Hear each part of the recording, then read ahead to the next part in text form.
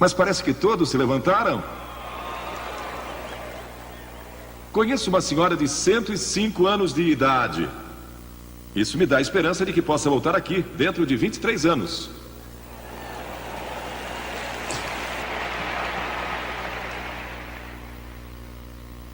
Porque foi há 23 anos atrás que viemos aqui a este mesmo estádio, quando comportava apenas metade da audiência de agora. Ainda lembro daquela época e quando me disseram: queremos que volte a Denver, eu disse: mas estivemos lá há uns 8 ou 10 anos atrás. E disseram: faz mais de 20 anos que você pregou em Denver. Achei difícil de acreditar como o tempo voa. Eu prego com frequência em universidades, faculdades e em seminários. E um estudante universitário me fez uma pergunta durante uma das reuniões há algum tempo. Desde que você atingiu uma idade avançada, ele perguntou. Ele disse: qual foi sua maior surpresa na vida? Respondi: a brevidade da vida. Eu não pensei que a vida passaria tão depressa ou seria tão breve. Porque daqui a 23 anos eu terei 91 anos. E estou ansioso por isso, pois estarei no céu com certeza. Quero que abram comigo hoje no 8º capítulo do Evangelho de João. Capítulo 8 do Evangelho de João, começando com o versículo 1. Jesus, entretanto, foi para o Monte das Oliveiras. De madrugada voltou novamente para o templo, e todo o povo ia ter com ele, e assentado os ensinava. Os escribas e fariseus trouxeram à sua presença uma mulher surpreendida em adultério, e fazendo-a ficar de pé no meio de todos, disseram a Jesus: Mestre, esta mulher foi apanhada em flagrante adultério, e na lei nos mandou Moisés que tais mulheres sejam apedrejadas. Tu, pois, que dizes? A propósito, eles não citaram o texto bíblico correto, pois as escrituras diziam, em Levítico 20:10, que tanto o homem como a mulher seriam apedrejados. E aí eu pergunto, onde estava o homem? Isto diziam eles, tentando, para terem de que o acusar. Mas Jesus, inclinando-se, escrevia na terra com o dedo. Como insistissem na pergunta, Jesus se levantou e lhes disse: aquele que dentre vós estiver sem pecado, seja o primeiro que lhe atire pedra. E tornando a inclinar-se, continuou a escrever no chão. Mas ouvindo eles esta resposta e acusados pela própria consciência, foram se retirando um por um, a começar pelos mais velhos até os últimos, ficando só Jesus e a mulher no meio onde estava. Erguendo-se Jesus, e não vendo a ninguém mais, além da mulher, perguntou-lhe: mulher, onde estão aqueles teus acusadores? Ninguém te condenou? Respondeu ela: ninguém, Senhor. Então lhe disse Jesus: nem eu tampouco te condeno. Vai, e não peques mais. A revista Life, recentemente, falou sobre uma nova música de George Michael sobre sexo. E esse novo sucesso musical foi banido dos programas diurnos da Inglaterra e de várias cidades americanas, inclusive Denver. Parabéns a Denver.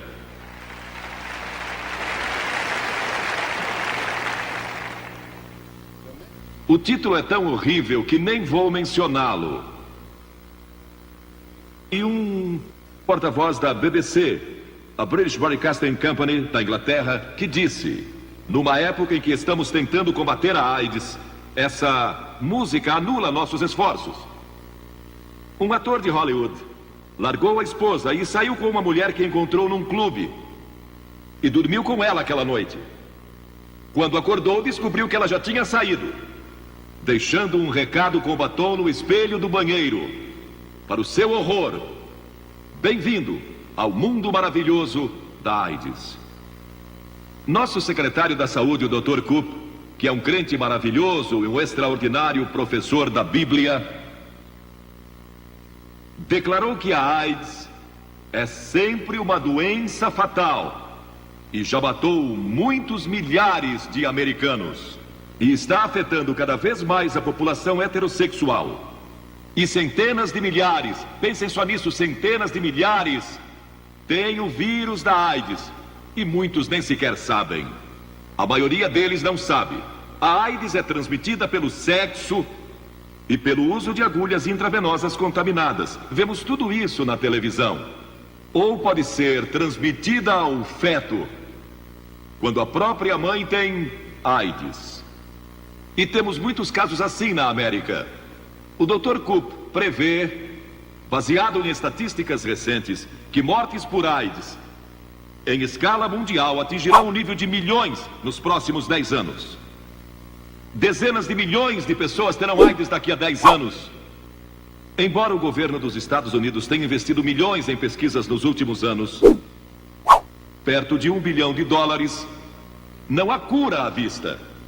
Nenhuma cura à vista. Falei com o Dr. Koop pelo telefone. Ele disse que não há cura à vista. Não há vacina. E não há qualquer esperança de que uma cura seja ainda encontrada nos próximos 2 anos. Uma revista americana comentou que estamos sentados na sala de espera do Aeroporto Internacional de Sodoma e Gomorra. De acordo com o estudo apresentado, uma das implicações econômicas da AIDS é que ela vai causar uma hiperinflação. Trilhões de dólares serão necessários para cuidar dos milhões de pacientes de AIDS no futuro. Ao passo que, ao mesmo tempo, perderemos a produtividade e os impostos desses milhões de trabalhadores. A AIDS pode levar à falência as companhias de seguro de vida no mundo todo, pois centenas de milhares de pessoas morrerão muito antes do tempo previsto pelas tabelas de mortalidade. Maurice Hellman, dos laboratórios Merck Sharp & Dohme, declarou há algum tempo atrás que a disseminação da AIDS poderia ser estancada amanhã se o uso de drogas intravenosas e certas práticas sexuais fossem abolidas. Perguntaram ao Dr. Koop recentemente na televisão, eu assisti, qual era a solução. Ele disse, basta dizer não ao sexo ilícito e às drogas. E nós até esquecemos.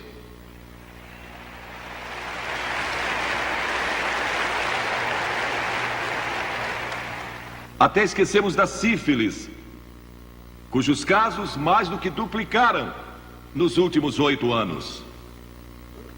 Mas pior que isso, e talvez ainda mais alarmante, é que talvez metade de todos os adultos americanos tem hoje herpes simplex 2. Desses, a maioria nem está consciente de que sofre dessa doença. Doença essa que também não tem cura. Agora, quero deixar bem claro que sexo não é pecado. É um dom de Deus. Mas se é usado erroneamente, é perigoso. Ele resulta em morte, juízo e inferno. Jesus tratou deste pecado em várias ocasiões. A mulher junto ao poço, a mulher que ungiu seus pés e a mulher que é mencionada em João 8. Agora, Jesus tinha orado a noite toda antes desse incidente e estava ensinando no pórtico do templo. E uma multidão se reuniu. Quando se dá uma rude interrupção ao seu ensino, os fariseus arrastam uma mulher surpreendida em imoralidade. Ela estava chorando e esperando ser apedrejada. Jesus enfrenta um dilema.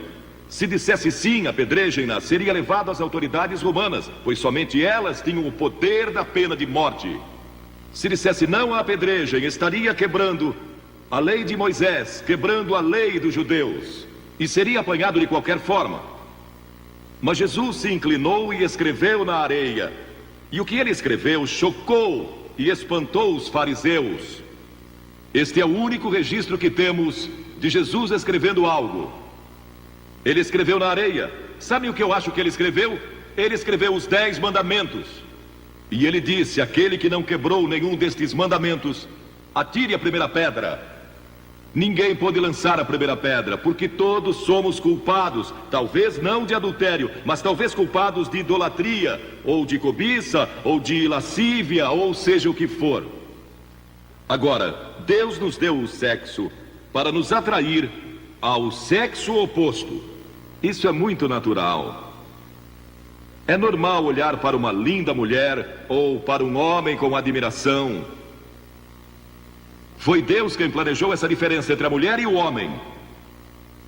Segundo, o sexo foi dado para a propagação da raça. Nenhum de nós estaria aqui hoje se não fosse pelo sexo. Estamos aqui graças a ele. E foi assim que Deus o planejou, no contexto do matrimônio, para produzir filhos. E terceiro, foi dado como um meio de expressar amor profundo e total no contexto do casamento. Por isso, o sexo não é apenas algo dado para o divertimento dos playboys. É para dizer, eu amo você e só você. Dou-me completamente a você e a você somente. Quarto, foi dado como um glorioso clímax do amor conjugal. Quinto, foi dado para que o homem e a mulher pudessem expressar toda a sua união. É um tipo da igreja. O casamento é um tipo da igreja, é um compromisso. Assumimos um compromisso um com o outro e quando o fazemos, dedicamos o nosso corpo, dedicamos nossa sexualidade um ao outro. E foi assim que Deus o planejou. Mas quando saímos dos limites do matrimônio, então caímos e tropeçamos e contraímos uma doença ou algo parecido. A Bíblia ensina que o casamento é digno de honra e o leito conjugal sem mácula. Mas também diz que Deus julgará os impuros e os adúlteros. E em segundo lugar, o sexo sofreu os efeitos do pecado. Somos todos pecadores e quebramos a lei de Deus. Começou no Jardim do Éden com Adão e Eva, quando eles decidiram ser independentes de Deus, decidiram seguir seu próprio caminho e não o de Deus. E isso afetou todas as áreas das suas vidas, inclusive sua vida sexual. Os olhos de ambos foram abertos e eles viram que estavam nus e costuraram folhas de figueira, fazendo cintas que escondessem sua nudez. Quem lhes disse que estavam nus? Como notaram isso? O pecado afeta a vida intelectual do homem e por isso você não pode ir a Cristo exclusivamente através do seu intelecto. Não pode ir a Deus através da mente. Você pode, pelo raciocínio, deduzir que existe um Deus em algum lugar, mas não pode chegar a Deus só pela sabedoria, a Bíblia nos diz, ou pelo conhecimento. Porque o pecado afetou sua mente. Por isso sua mente precisa ser transformada por Cristo. E outra coisa que ele afeta é sua vida religiosa. Ele limita sua comunhão com Deus. O pecado causa separação entre você e Deus. E você está separado de Deus. E essa separação é chamada pela Bíblia de inferno. Separação de Deus nesta vida e na vida futura. Por causa do pecado. E todos somos culpados e sofremos o castigo resultante do pecado. Deus não planejou dessa forma. Ele não criou o mundo para ser assim. Temos guerras e temos prisões e temos todo tipo de coisas por causa do pecado. Pegue o seu jornal todos os dias e verá pecado, pecado, pecado por todo lado. E ele também afeta a vida sexual, pois a cobiça veio como resultado do pecado na vida do homem e da mulher. E Jesus disse que se você cobiçar uma outra pessoa em seu coração, então já cometeu pecado. Pois aquele que olha para uma mulher com intenção impura, agora você pode olhar para ela, admirando-a, mas intenção impura significa que você iria para a cama com ela, se tivesse oportunidade. Se a oportunidade se apresentasse, é aí que olhar se torna pecado. Sim, o pecado afetou a nossa vida sexual. Também a afetou num outro sentido, que você nunca conhecerá o verdadeiro prazer e gozo e vibração do ato sexual, até que conheça a Cristo. Aceitando a Cristo, Ele lhe dará uma nova dimensão nessa área de sua vida que você jamais imaginou que existisse e da qual aqueles que não têm a Cristo nada sabem. Há uma diferença entre amor e lascívia. Existem 3 palavras gregas e o melhor livro que já li sobre este assunto é de C.S. Lewis, o grande escritor e professor inglês. Eros, que é o amor sensual. Filéu, o amor que une amigos. E ágape, que é uma nova dimensão de amor que só Deus pode lhe dar, o amor de Deus. E é maravilhoso ter Deus em seu coração, ter a Cristo, que lhe dá uma dimensão especial de amor em seu casamento. Agora, por que Deus diz que você não deve adulterar?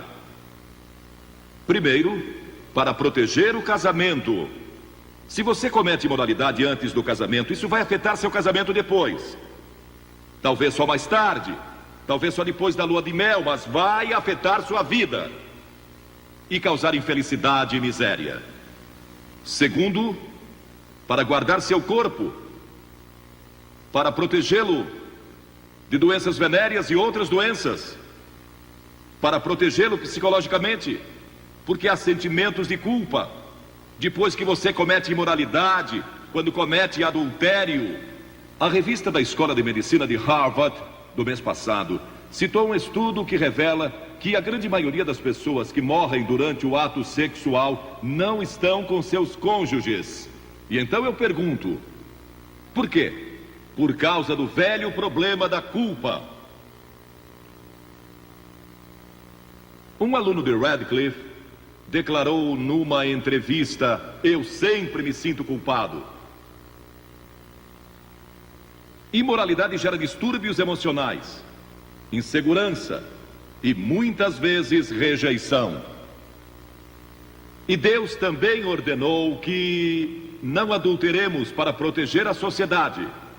O problema moral pode ameaçar a sociedade e a segurança de uma nação. É um dos grandes fatos que os historiadores registram a respeito de Roma. Roma caiu por causa da imoralidade. Lemos que dos últimos 15 imperadores romanos, 14 deles foram pervertidos sexuais. Se tivermos outra depressão ou guerra na América, será que teremos a força moral para resistir e sobreviver? Ou cairemos como Roma, quando povos mais fortes invadiram suas fronteiras? Como você comete imoralidade?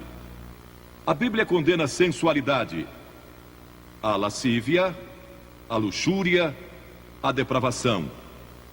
Sabem, Deus não condena apenas a ação, mas também os pensamentos e intenções do coração. E estamos sob a sentença de morte por causa disso. Psicólogos declaram que em qualquer batalha entre a imaginação e a vontade... E quantos não travaram essa batalha entre a imaginação e a vontade? Sua imaginação diz: veja quanto poderia se divertir. E sua vontade diz: é melhor não. Mas a vontade invariavelmente perde.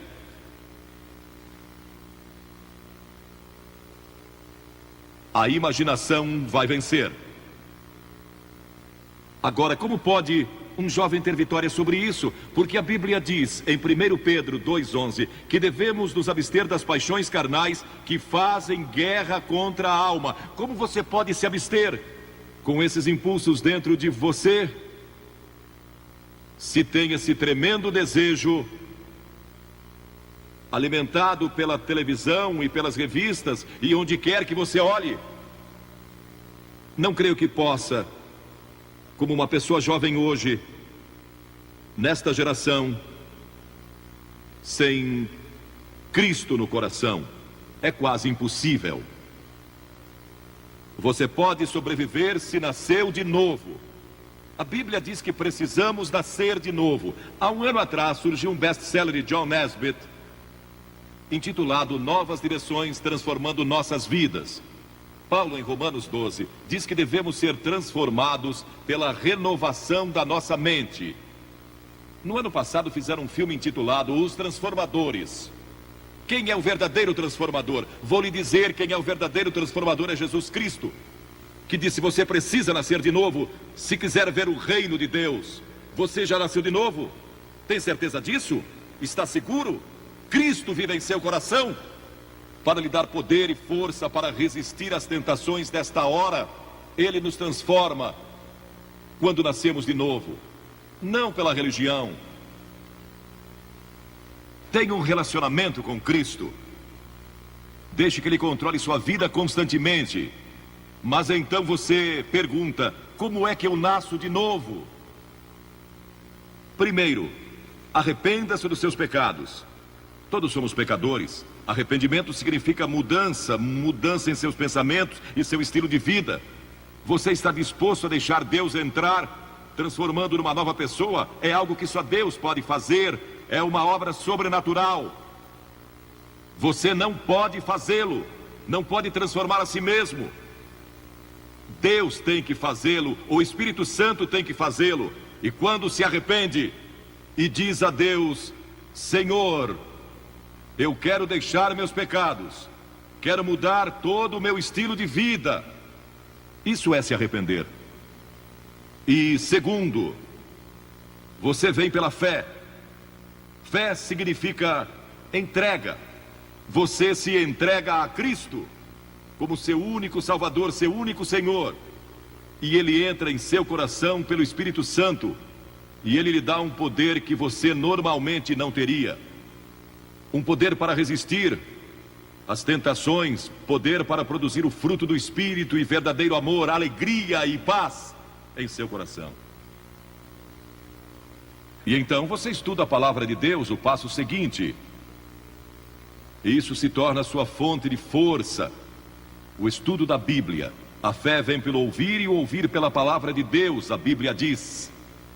E Filipenses 2:5 diz: tende em vós o mesmo sentimento que houve também em Cristo Jesus. E a Escritura diz: de que maneira, no Salmo 119, de que maneira poderá o jovem guardar puro o seu caminho? E então, o próprio salmista dá a resposta: observando segundo a tua palavra. Estude as Escrituras, estude a Bíblia, e isso lhe dará uma força que você nunca teve antes. E terceiro, busque pureza espiritual. E isso significa gastar tempo em oração. Jesus disse no Sermão do Monte: bem-aventurados os limpos de coração, porque eles e só eles verão a Deus. Pureza de coração é só através de Cristo. E quarto, obediência. Aquele que tem os meus mandamentos e os guarda, esse é o que me ama. Você guarda meus mandamentos? 2 Timóteo 2:22 diz: foge das paixões da mocidade. Foge delas quando o diabo vem com cobiça e tentação. Fuja. Duas coisas: cite as Escrituras e você vai ver como isso é importante. Cite as Escrituras e fuja daquela tentação. E Paulo disse na Bíblia: não vos sobreveio tentação que não fosse humana, mas Deus é fiel, e não permitirá que sejais tentados além das vossas forças. Pelo contrário, juntamente com a tentação, vos proverá livramento, de sorte que a possais suportar. Sempre que você for tentado, lembre-se disso.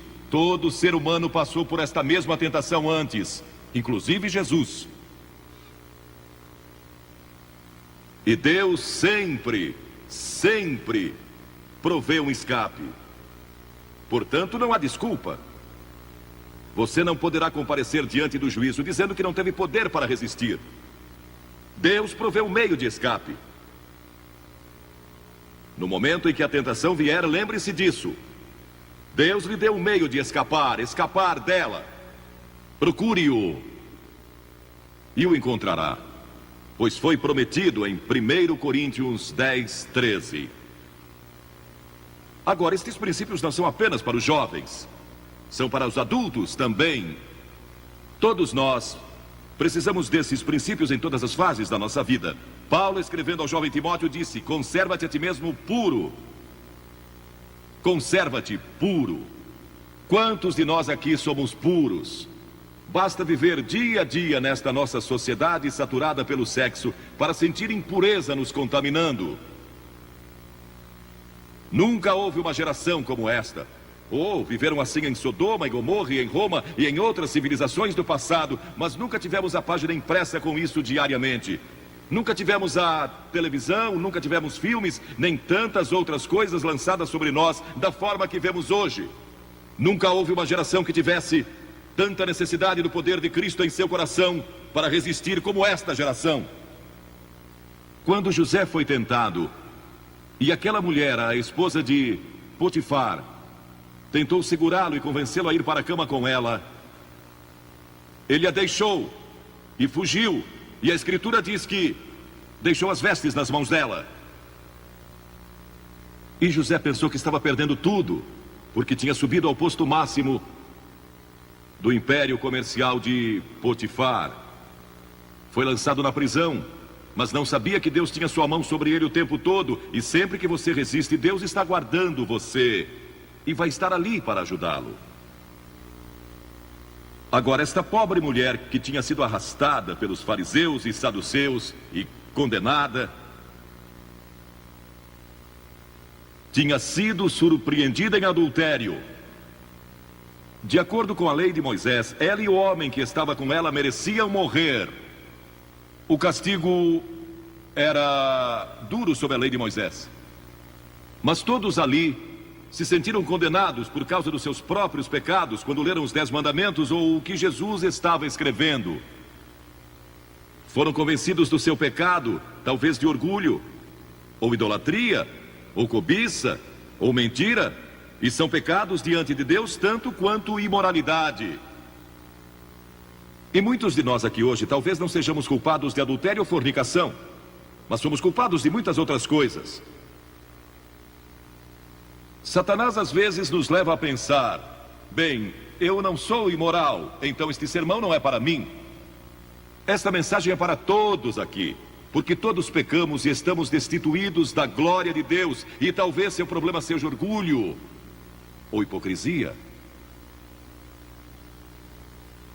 Eles leram seus pecados escritos na areia e se retiraram. Algumas das pessoas mais morais aqui hoje, algumas das melhores pessoas deste país, precisam de Cristo, tanto quanto aquele que cometeu imoralidade sexual. Jesus disse: mulher, onde estão os teus acusadores? Ninguém te condenou?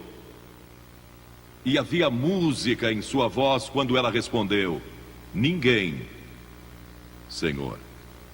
Naquele momento ela recebeu Cristo como seu Senhor, porque este é o sentido da palavra no grego, meu verdadeiro Senhor. Naquele momento, ela abriu seu coração a Jesus Cristo. As Escrituras dizem: vinde, pois, e arrazoemos.